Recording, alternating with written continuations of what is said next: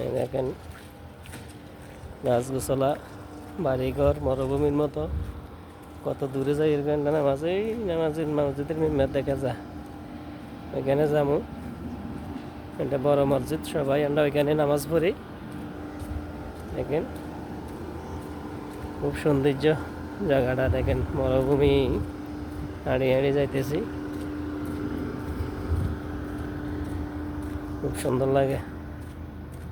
এই খাজুর গাছে খাজুর পাখি রয়েছে, এগুলা কি গাছ চিনি না অবশ্যই,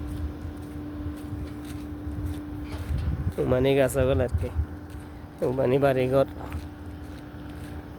সব পড়ে রয়েছে, যেখানে যে অবস্থানে আছে এরকমভাবে।